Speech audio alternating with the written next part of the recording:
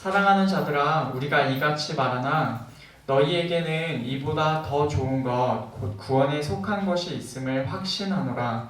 하나님은 불의하지 아니하사 너희 행위와 그의 이름을 위하여 나타낸 사랑으로 이미 성도를 섬긴 것과 이제도 섬기고 있는 것을 잊어버리지 아니하시느니라.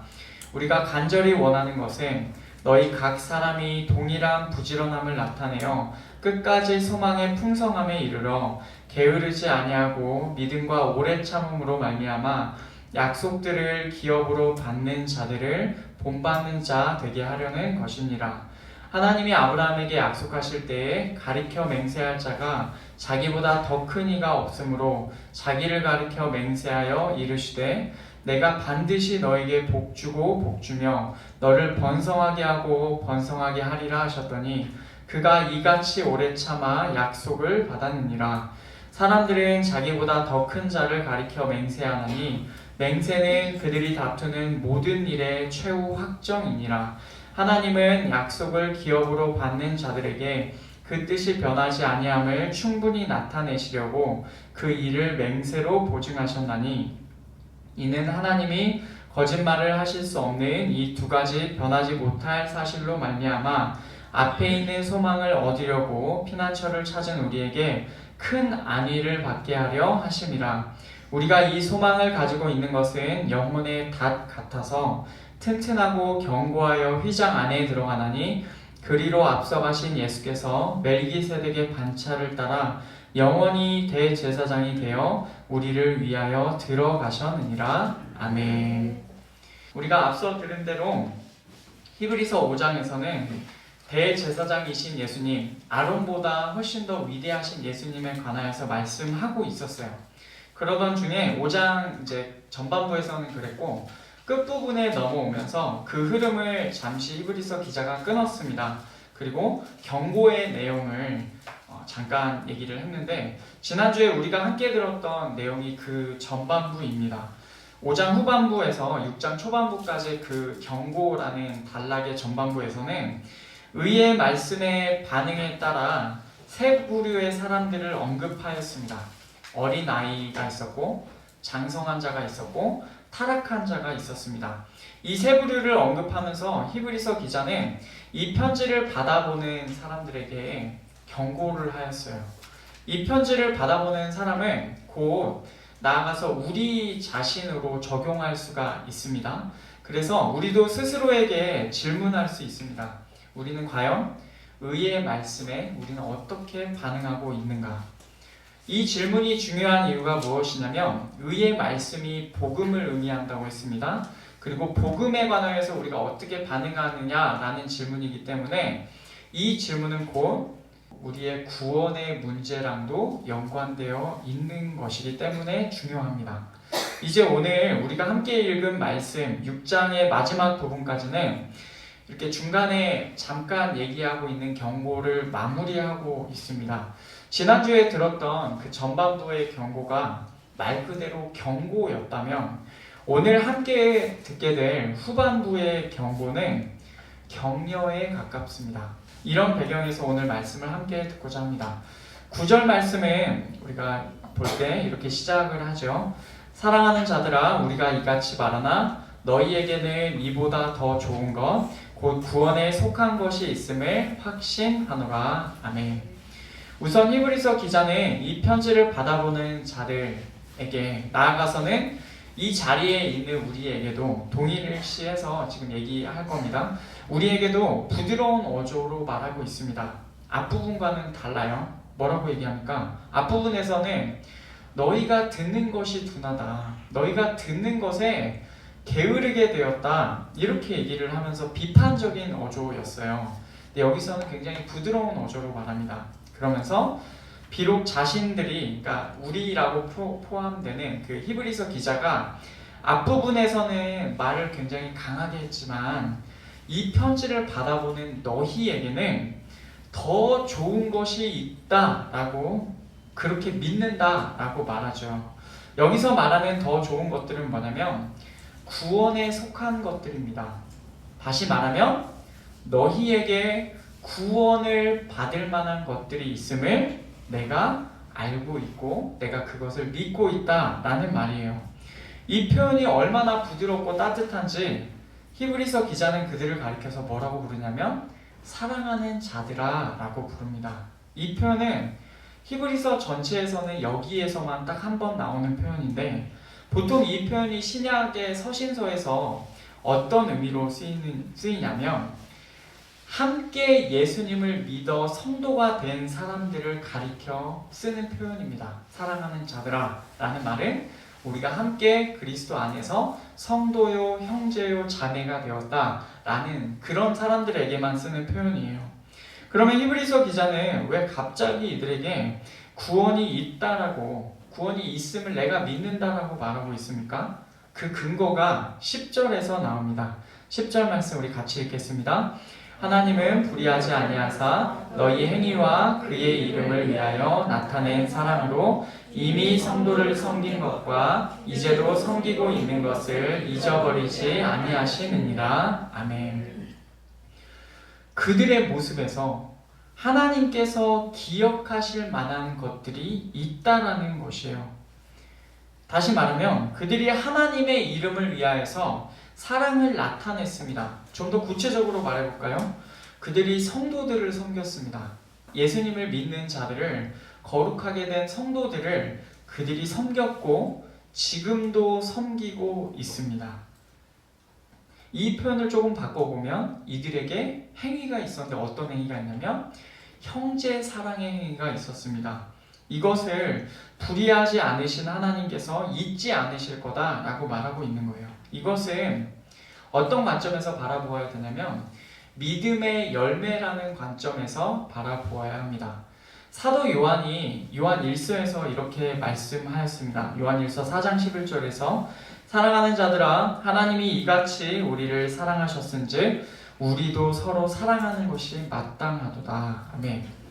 하나님의 사랑을 받은 자는 형제를 사랑하는 것이 마땅하다라고 말하죠. 이 말은 하나님의 사랑을 받은 자에게 있어서 하나님 사랑과 형제 사랑은 분리되는 것이 아니다라는 말이에요. 그러면 이 말씀을 가지고 오늘 말씀으로 적용해보면 지금 히브리서를 처음 받아보는 히브리 그리스도인들에게는 형제 사랑이 있었다라고 하죠. 그렇다라는 말은 무슨 말입니까? 하나님의 사랑이 그들 안에 있다라는 말입니다. 바로 그 점을 히브리서 기자는 너희가 형제를 사랑한 것 그리고 지금도 섬기고 있는 것이 너희의 믿음의 열매다 라고 보았고 이것 때문에 이 열매를 바라볼 때 너희는 구원이 있는 자들임을 내가 믿는다 라고 말하고 있는 것입니다. 그들이 그렇게 하나님의 이름을 위하여서 사랑을 보였고 형제들을 섬겨온 사실은 하나님께서도 알고 계시고 기억하고 계십니다. 하나님께서는 믿음의 열매를 간과하는 불의한 분이 아니세요. 그런데 물론 하나님께서 이것을 기억하시지만 우리의 구원, 그들의 구원이라고 할까요? 그들의 구원, 나아가서는 우리의 구원은 거기서 그냥 끝나는 것, 완성되는 것이 아닙니다. 11절과 12절에서 히브리서 기자가 이 내용을 설명하고 있습니다. 11절, 12절 말씀 제가 읽겠습니다. 우리가 간절히 원하는 것은 너희 각 사람이 동일한 부지런함을 나타내어 끝까지 소망의 풍성함에 이르러 게으르지 아니하고 믿음과 오래 참음으로 말미암아 약속들을 기업으로 받는 자들을 본받는 자 되게 하려는 것이니라. 아멘. 우리라고 표현된 히브리서 기자는 갈망한다, 간절히 원한다 라고 말합니다. 뭘 원합니까? 너희의 각 사람이 같은 부지런함을 보여서 끝까지 소망의 풍성함에 이르기를 우리가 갈망한다 라고 말합니다. 게으르게 되는 것이 아니라 게으르게 되지 말고 믿음과 인내를 통하여서 어떻게 됩니까? 약속을 기업으로 받는 자들, 그들을 본받는 자가 되라 라고 말하고 있습니다. 말이 되게 어려운데 풀어보면 이렇습니다. 여기서 히브리서 기자가 말하는 것이 무엇입니까? 너희라고 불리는 그들, 우리라고 하겠습니다. 여기 있는 우리에게는 부지런함이 있어야 한다는 것이죠. 게으르게 되는 것에서 벗어나서 같은 부지런함으로 교회가 함께 나아가야 된다. 성도들이 함께 나아가야 된다라고 말하고 있습니다. 왜 그렇습니까? 우리에게는 약속이 있기 때문에 그러합니다. 하나님의 약속이 주어졌고 그 약속 덕분에 우리에게는 믿음이 있습니다. 그 약속이 이루어질 것에 대한 믿음이 있어요. 약속을 믿는 것이죠. 언젠가 하나님의 약속이 이루어질 것이라는 이 믿음이 있고 이 믿음이 있기 때문에 우리 안에는 소망도 있습니다. 그 약속을 상속받을 것이라는, 그 약속을 기업으로 받을 것이라는 소망, 그 약속이 나의 것으로 확실하게 주어질 것, 이루어질 것이라는 기대인 것이죠. 기대. 그 약속이 빨리 이루어졌으면 좋겠어요. 문제는 그 약속이 이루어지기까지의 기간이 있다라는 것이고 보통은 길다라는 것입니다. 그 소망이, 그 기대감이 완전한 확신이 되어 완전히 이루어질 때까지는 시간이 걸립니다. 그렇기에 히브리서 기자는 약속을 믿는 믿음과 소망의 확신 그 사이에서 한 가지 개념을 더 말하고 있는데 그것이 뭐냐면 오래 참음입니다. 인내예요. 인내. 만약 하나님의 약속을 받아서 믿음과 소망이 생겼을 때 그 즉시 약속이 이루어지게 되면 어떻게 될까요? 인내는 필요하지 않습니다. 인내할 필요 없어요. 왜냐하면 바로 이루어지니까요. 그런데 약속과 성취 사이에 시간이 걸리기 때문에 인내가 필요한 것이죠. 그런 점에서 볼 때 우리의 믿음은요, 과정이라고 말할 수가 있겠습니다. 어떤 과정입니까? 약속의 성취를 향한 과정입니다.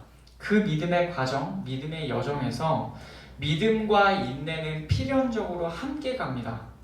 요한계시록에서도 마지막 때의 성도들을 어떻게 묘사하는지 보면 이렇게 되어 있습니다. 성도들의 인내가 여기 있나니 그들은 하나님의 계명과 예수에 대한 믿음을 지키는 자니라. 아멘. 성도가 그의 믿음을 끝까지 지키기 위해서는 인내가 있어야 합니다. 오래 참음이 있어야 됩니다. 그래서 히브리서 기자는 뭐라고 얘기하냐면 우리에게 이렇게 얘기합니다.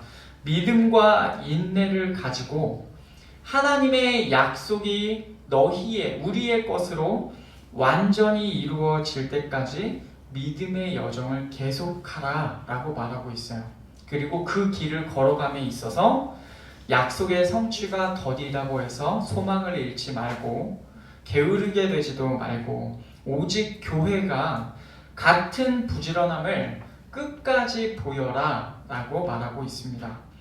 히브리서 기자는 이 권면을 하면서 이 권면을 그냥 권면으로 끝나지 않고 이제 좋은 예를 하나 듭니다. 그 예가 누구냐면 아브라함입니다. 아브라함.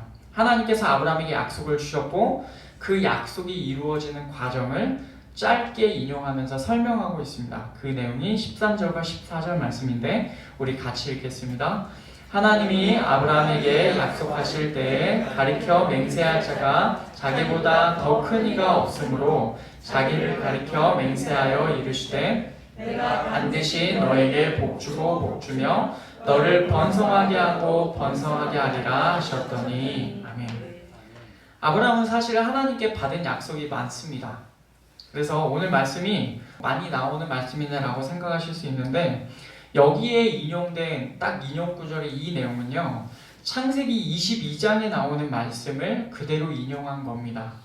이 말씀이 들린 시점이 언제입니까? 창세기 22장이면 아브라함이 모리아 땅에 있는 산으로 가서 아들 이삭을 바치라는 하나님의 말씀에 순종하였을 때입니다. 하나님께서 아브라함이 아들을 해치려고 하는 것을 말리셨습니다. 아들을 잡으려고 하는 그 순간에 급하게 말리신 다음에 그리고는 이 말씀을 약속으로 주신 겁니다. 하나님께서 아브라함에게 반드시 복을 주시고 아브라함을 반드시 번성하게 하시겠다라는 말씀이에요. 이 약속을 받은 아브라함이 어떻게 되었을까요? 15절 말씀을 보면은 그가 이같이 오래 참아 약속을 받았느니라 라고 말씀합니다. 이어지는 15절의 이 말씀에서는 뭐라고 얘기하냐면 아브라함이 그렇게 인내하여서 그렇게 오래 참아서 약속을 얻었다 라고 말합니다. 그러면 아브라함이 이 약속을 얻게 된 시점이 언제입니까? 이 약속이 성취된 시점이 언제입니까? 아브라함의 아들과 아브라함의 후손이 언제 번성하였습니까? 여러분, 아브라함의 아들은, 약속이 있는 아들은 한 명 아니었습니까? 이삭 한 명? 믿음장이라고 불리는 히브리서 11장에서는 아브라함을 포함한 여러 믿음의 선조들을 언급하면서 이렇게 말씀합니다. 13절을 보면 이 사람들이라고 되는데 이 사람들의 아브라함이 포함되어 있습니다. 그것을 보시고 들으시기를 바랍니다. 이 사람들은 다 믿음을 따라 죽었으며 약속을 받지 못하였으되 라고 말합니다. 아브라함이 믿음을 따라 죽었어요. 약속을 받지 못하였습니다. 약속이 성취되지 않았다라고 말하고 있는 거예요. 여러분, 이거 어떻게 보아야 될까요? 아브라함을 포함하는 이 사람들은 믿음 안에서 믿음을 가진 채로 죽었고 약속을 얻지 못했다라고 말합니다. 다시 말하면 아브라함이 하나님께 약속을 받았고 죽을 때까지 그 약속을 믿었지만 그 약속이 성취되는 것을 보고 죽지는 못했다라는 말이에요. 아브라함은 믿음과의 인내를 가지고 하나님의 약속을 바라보며 산 사람의 전형적인 예입니다. 그러면 우리에게는 의문이 들죠. 하나님의 약속은 어떻게 되었습니까? 하나님의 약속은 성취가 되었습니까? 왜 한쪽에서는 약속을 받지 못하였다, 약속이 이루어지지 않았다라고 하고 왜 또 한쪽에서는 아브라함이 오래 참아서 약속을 받았다라고 합니까? 아브라함의 믿음을 설명하는 갈라디아서에서 좀 그 답을 찾을 수가 있겠는데, 갈라디아서에서는 아브라함에게 주신 하나님의 약속을 조금 다른 관점으로 약속을 재해석합니다.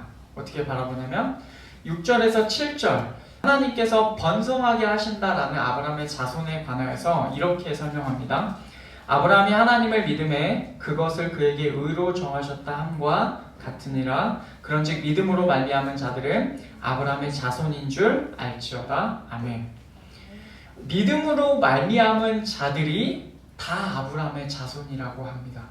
우리가 아까 처음에 아브라함에게 주신 하나님의 약속을 볼 때 내가 너를 번성하게 할 거다라는 말을 당연히 우리는 아브라함의 자손이 많아질 거다 이렇게 생각하죠. 근데 갈라디아서에는 뭐라고 해석하냐면 믿음으로 말미암은 자가 아브라함의 자손이다 라는 것이에요.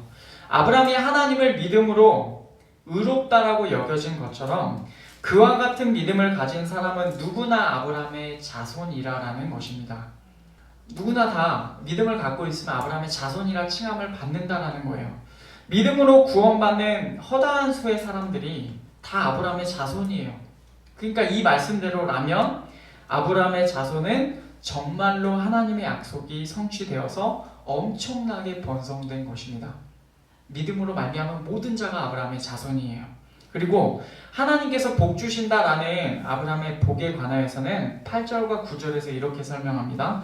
또 하나님이 이방을 믿음으로 말미암아 의로 정하실 것을 성경이 미리 알고 먼저 아브라함에게 복음을 전하되 모든 이방인이 너로 말미암아 복을 받으리라 하였느니라. 그러므로 믿음으로 말미암은 자는 믿음이 있는 아브라함과 함께 복을 받느니라. 아멘. 아브라함이 하나님께 여겨진, 의롭다 여겨진 방식이 그게 믿음이죠.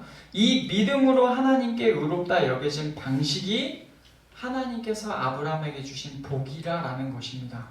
그러니까 아브라함의 복과 번성하게 된다는 것을 완전히 재해석하고 있어요. 아브라함은 그의 행위로서가 아니라 그의 믿음으로써 의롭다 여겨짐으로 하나님께 복을 받았습니다. 이 아브라함의 복이 이방인들에게도 적용이 됩니다. 그래서 누구든지 믿음으로 하나님께 나오면 그의 행위로 의롭다함을 받는 것이 아니라 믿음으로 의롭다함을 받게 되는 것이죠. 그러니까 하나님께서 정말로 아브라함에게 복 주시겠다고 하신 약속이 성취된 겁니다. 분명히 아브라함에게 주신 하나님의 약속은 성취가 되었어요. 그는 믿음으로 말미암아 하나님께 의롭다 여기시는 복을 받았습니다. 먼저는. 그리고 그의 방식을 따르는 믿음으로 하나님께 나오는 수많은 사람들이 하나님께 아브라함의 복을 똑같이 받고 아브라함의 자손이라 칭함받게 되었습니다. 그래서 아브라함의 자손이 엄청나게 번성된 것이죠.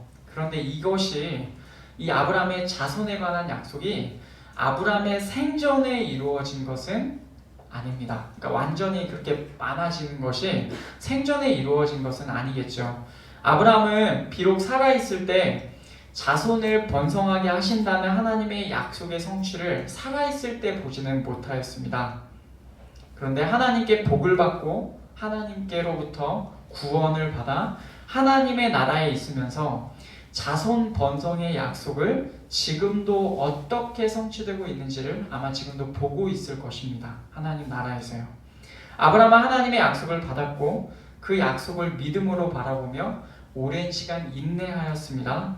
그 약속이 성취되기까지는 굉장히 긴 시간이 걸렸지만 결국 아브라함은 그래서 세상을 떠나게 되었지만 그럼에도 이 땅에서 끝까지 믿음을 지켜 인내하였습니다. 결국 저 나라에서 하나님의 나라에서 하나님의 약속의 성취를 보게 된 것입니다.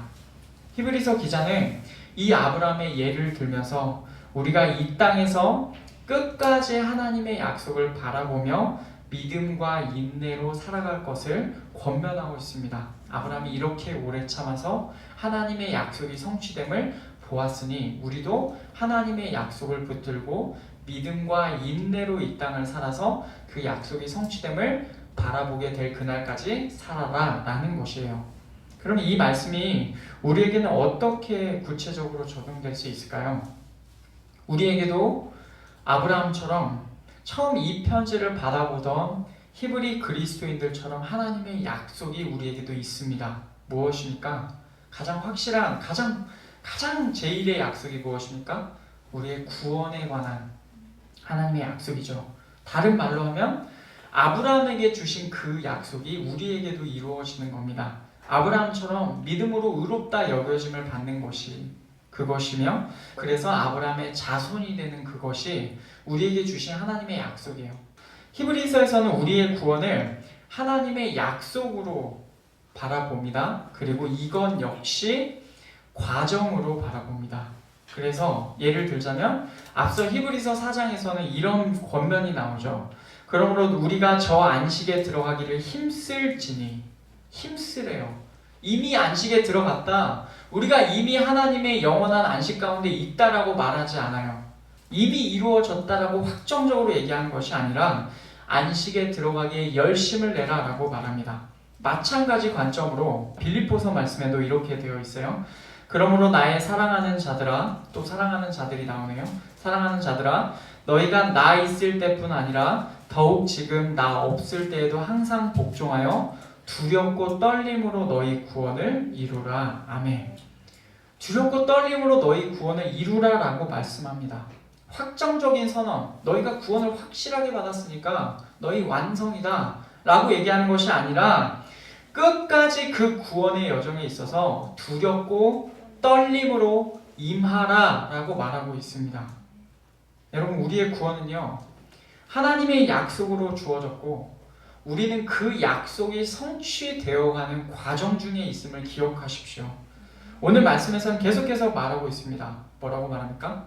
하나님의 약속을 바라보며 믿음과 인내로 살아라. 끝내는 우리가 이 땅을 떠나 하나님의 나라에 들어가게 될 때 그 약속이 온전히 성취되는 것입니다. 우리가 하나님 나라에 들어갈 때 온전한 안식이 우리 가운데 있는 것이고 그 나라에 들어가면 모든 약속이 완벽하게 성취가 되는 것이죠. 그런데 이 약속이 이 땅에 살아가는 동안 우리가 느껴지기에는 생각보다 더디다는 것이 우리의 현실입니다. 우리의 믿음은 이런 현실 가운데서 어떻습니까? 우리가 예수님을 믿고 그 즉시 하나님 곁으로 가는 것이 아니라 우리의 인생이 여전히 남아있고 여전히 약속의 성취를 바라보고 있는 지금 우리의 삶에서 우리는 어떻게 반응하고 어떻게 살고 계십니까? 그리고 그 길을 가는 중에 우리에게 수많은 어려움이 닥쳐온다면 사랑하는 여러분, 우리는 인내할 수 있겠습니까? 약속이 성취되기까지 아브라함처럼 우리가 어떻게 인내함으로 믿음을 지킬 수 있겠습니까? 우리를 향한 이 하나님의 약속이 정말로 우리 가운데 이루어져서 사랑하는 여러분, 우리가 진짜로 구원받을 수 있겠습니까? 우리가 진짜로 하나님 나라에 들어갈 수 있겠습니까?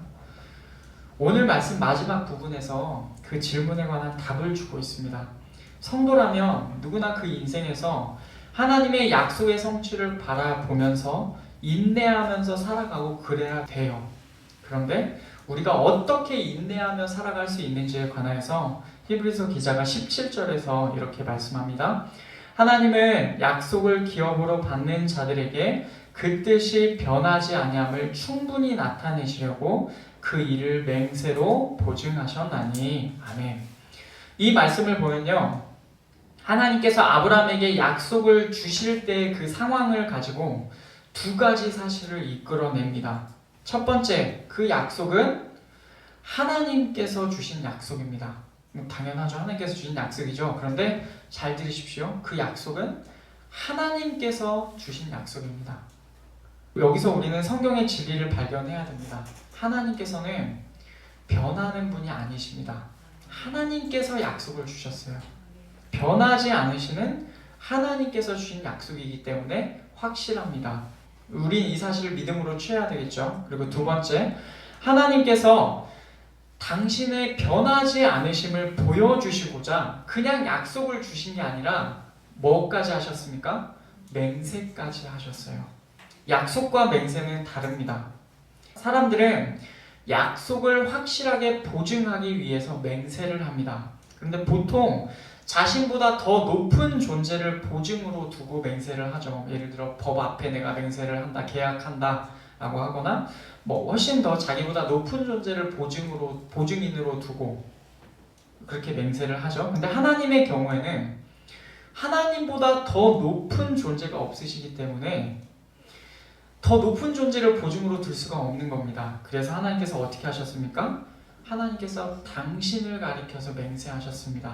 그래서 13절 아까 우리 말씀에서 다시 보면은 하나님이 아브라함에게 약속하실 때에 가리켜 맹세할 자가 자기보다 더 큰 이가 없으므로 자기를 가리켜 맹세하여. 아멘. 변하지 않으시는 하나님께서 하나님 당신을 가리켜서 맹세하신 약속이에요. 이 약속이 얼마나 확실하겠습니까? 하나님의 약속이, 아브라함에게 주신 하나님의 약속이 얼마나 무게감이 있는지, 얼마나 무거운 약속인지 여러분 느껴지시죠? 그래서 18절에서는 이렇게 말씀합니다. 이는 하나님이 거짓말을 하실 수 없는 이 두 가지 변하지 못할 사실로 말미암아 앞에 있는 소망을 얻으려고 피난처를 찾은 우리에게 큰 안위를 받게 하려 하심이라. 아멘. 하나님께서는 그분의 약속에 있어서 거짓말을 하실 수가 없습니다. 왜냐하면 하나님께서는 변하는 분이 아니세요. 그리고 하나님께서 당신을 가리켜 맹세하셨기 때문에 그렇습니다. 이 두 가지 사실은 하나님의 약속의 성취를 바라보며 기다리며 구원의 완성을 바라고 이 땅을 살아가는 우리 성도들에게 강한 위로와 소망을 주고 있습니다. 어떻게 줍니까? 우리 인생길에서 앞서 말씀드린 대로 우리는 약속이 성취되는 과정 가운데 있습니다. 때로는 약속이 더디 성취되는 것 같고 어려움이 닥쳐와서 정말로 하나님이 살아계신가? 정말로 이게 진짠가? 라고 하면서 우리의 믿음이 흔들릴 때도 있어요. 하나님의 말씀, 하나님의 율법이, 하나님의 말씀이 앞서 히브리서 3장에서 얘기한 대로 우리의 죄악과 약함을 다 드러내어서 하나님 앞에 얼마나 불의하고 자격 없는 자를 온전히 드러낼 때도 있습니다.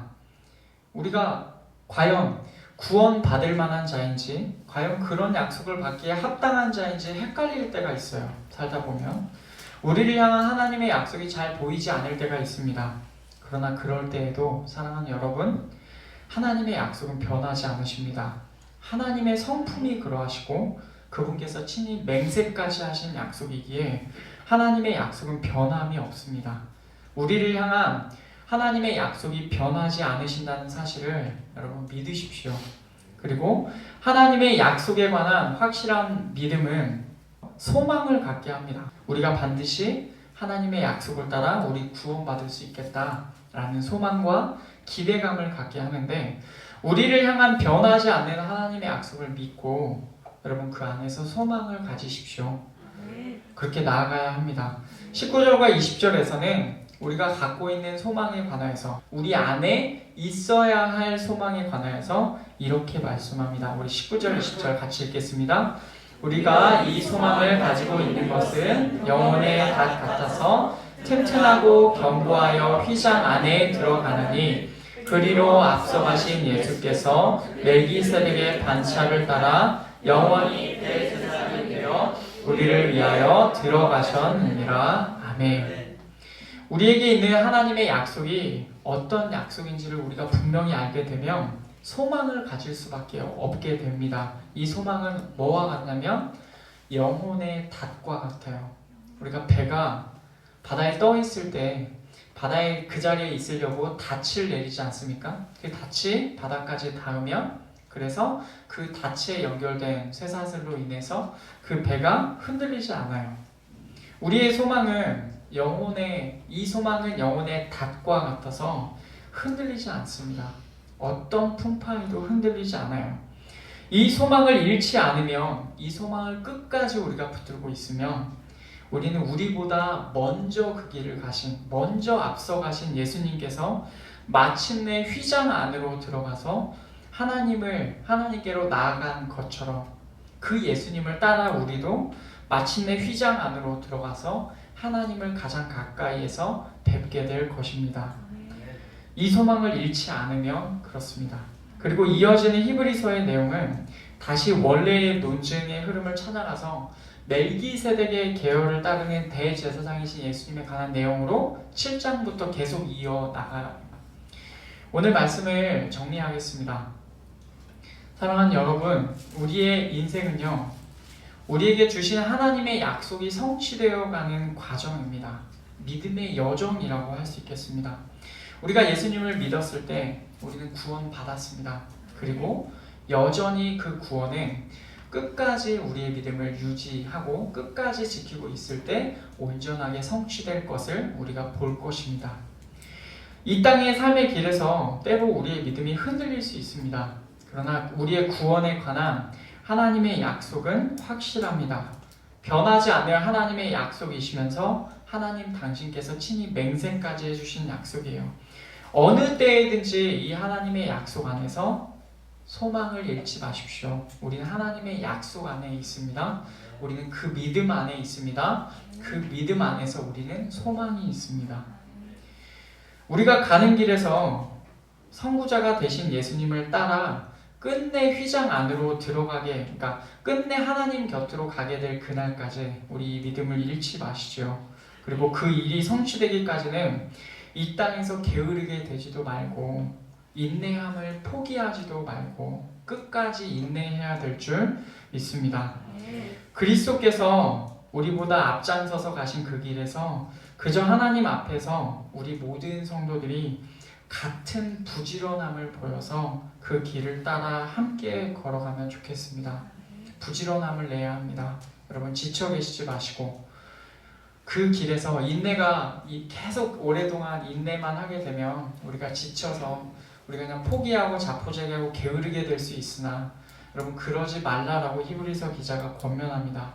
같은 부지런함을 가지고 교회가 함께 나아가기를 권면하고 있습니다. 우리 이 길에서 포기하지 마시고 함께 부지런함을 내서 이 길을 걸어가야 되겠습니다. 그래서 그 길의 끝에서 우리는 하나님의 약속을 함께 볼 것입니다. 그 일이 이루어지기까지 이 믿음을 포기하지 않으시는 우리 모든 성도님들 되시기를 간절히 축복합니다.